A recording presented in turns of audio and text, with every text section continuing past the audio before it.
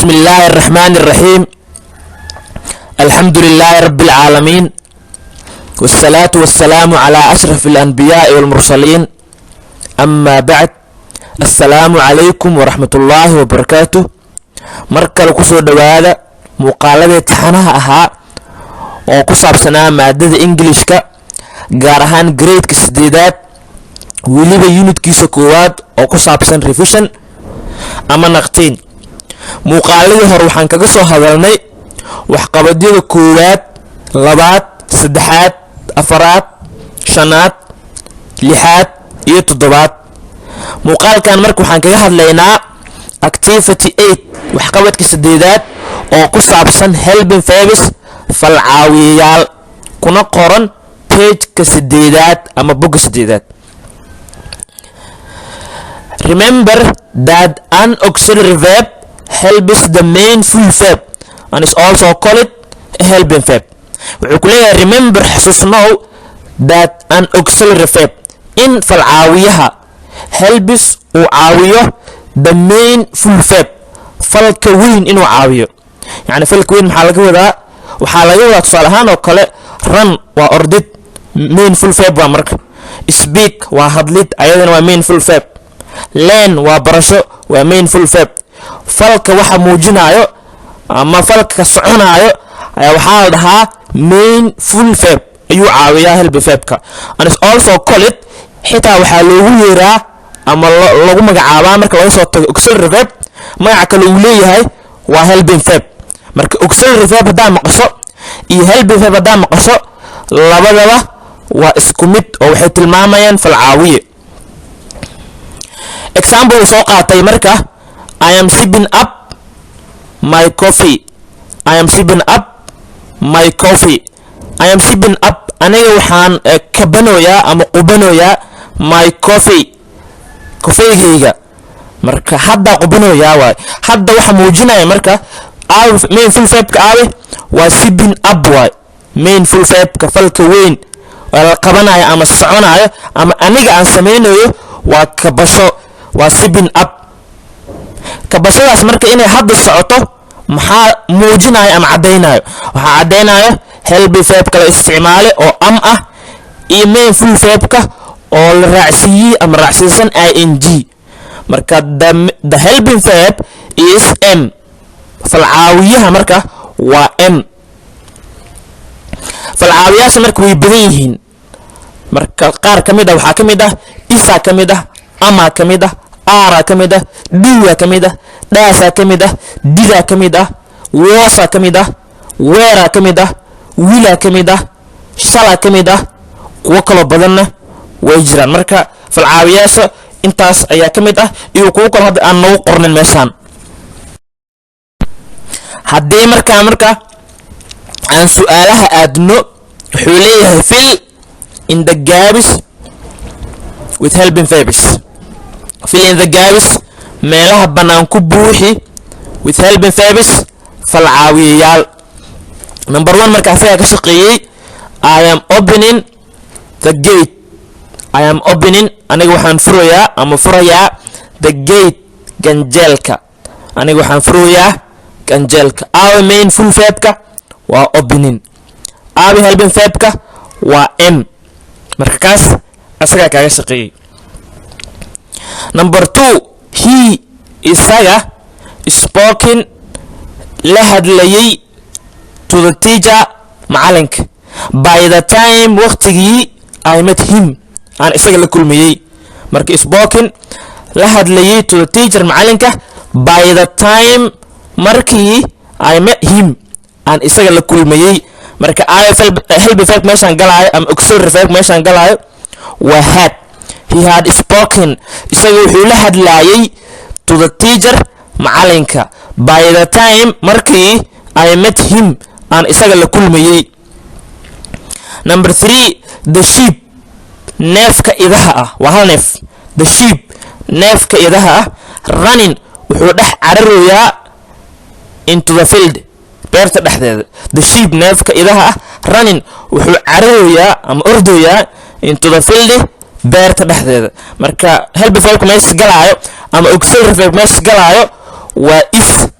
the sheep neefka idaha is running wuxuu cararayaa ama ordayaa into the field beerta dhexdeeda. marka help verb meesha galaayo ama auxiliary verb meesha galaayo waa is.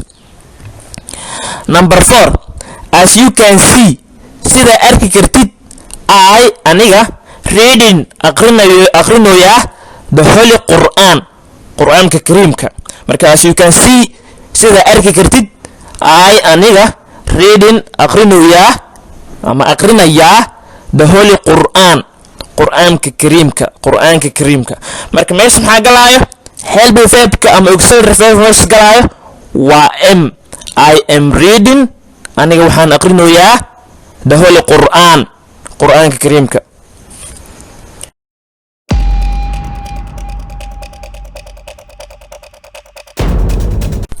numberka ku sii xigo sanaad we anaga doing the exercise sameeynay ladies ama jimicsi when the bell rang markuu gambaleelka yeeraayay doing the exercise waxaan sameeynay layli ama jimicsi.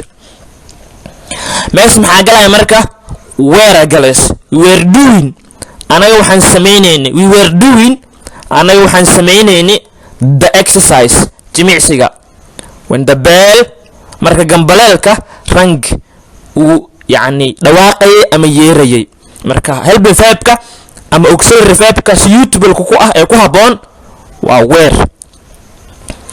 number 6 they iyaga swimming into the swimming pool but not in the river.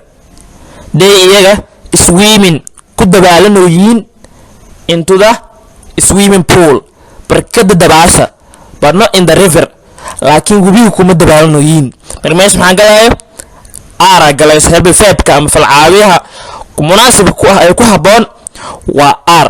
maxay noqonaysaa marka they were swimming they are andho they are swimming iyaga waxay ku dabaalanooyiin into the swimming pool barkada dabaasha but not in the river laakiin kuma dabaalanooyiin webiga but not in the river webiga kuma dabaalanooyiin. number 7 the man ninka trying isku dayayaa to save inuu badbaadiyo life nolosha of a drowning boy wiilka hafanayo ama maashoonayo ama yani ku dhex maashoonayo biyaha dhexdooda. drowning waa hafasho in qofka dareero uu ku hafashto ama biyaha noqdaan dareeraas ama wax kale ha noqdaano. marka meesha maxaa galaayo isa galays the man is trying ninka wuxuu isku dayayaa to save in uu badbaadiyo the life nolosha of a drowning boy wiilka hafanayo ama hafanooyo. numberka ku sii xiga ee 8aad our team kooxdeena not yet arrived weli ma imaanin marka help verbka munaasibku ah ee meesha galaayo waa has. waxay noqonaysaa marka our team kooxdeena has not yet arrived weli ma imaanin. number 9 this kani a cheap waa mid qiimihiisa hooseeyo oo raqiis ah and a nice pen waana qalin wanaagsan waana qalin fiican. marka help verb meesha galaayo ama auxiliary verb meesha galaayo waa is. maxay noqonaysaa marka this is a cheap kani waa mid raqiis ah and a nice pen isla markaasna waa qalin wanaagsan. numberka 10aad he isaga become wuxuu noqday pale mid isku dhex yaaco oo isku dhex daato and weak isla markaasna tabardareeya ama tabardaran. maxay noqonaysaa marka meesha verb galaayo waa has. he has become wuxuu noqday pale mid isku dhex yaaco oo birxo and weak isla markaasna tabardareeyo. number 11 he done anything wrong wax qaldan ayuu sameeyay. marka meesha maxaa galaya had oo ah had he done isaga ma wuxuu u sameeyay anything wax walba wrong si qaldan. had he done isaga ma wuxuu u sameeyey anything wax walba wrongi qalad miyuu u sameeyey ama si qaldan miyuu u sameeyey. number 2 it waxaa sameeyay ka maqan oo shayga ah a short waa wax gaaban and a fat ram waana wan buuran. it xayawaankaas a short waa xayawaan gaaban and fat ram waana wan buuran. marka meesha maxaa galaya helping verbka is maxay noqonaysaa marka it is a short waa mid gaaban and fat ram waana wan buuran. numberka 13 goldi dahabka a valuable waa mid qiimo leh and precious metal isla markaasna waa bir qaali ah. metal waa bir, preciousna waa qaali hore soo marnay. marka meesha waxaan galay isa galays goldi dahabka is a valuable waa mid qiimo leh and precious metal waana bir qaali ah qiimaheeda. halkaas ayaan kusoo gabagabeynaynaa activity 8 oo kuwii hore u noqonayo kii 8aad. marka waa inoo activity kale ee xiga ee soo socdo hadduu alle ogolaado. waxaa kaloo muhiim ah haddii ay tahay markii kugu horeysay yaad soo booqdo channelka waxaan kaa dalbanaynaa inaad subscribe dhahato oo kusoo biirto si taxanahan aad uga faa'iidaysato kuwii hore iyo kuwii soo socda aad uga faa'iidaysato. haddii subscribe ay ku ahaydna inaad channelka like saarto share na garayso si asxaab fara badan uu gaaro. waa mahadsantahay. assalaamu calaykum waraxmatullaahi wabarakaatuh.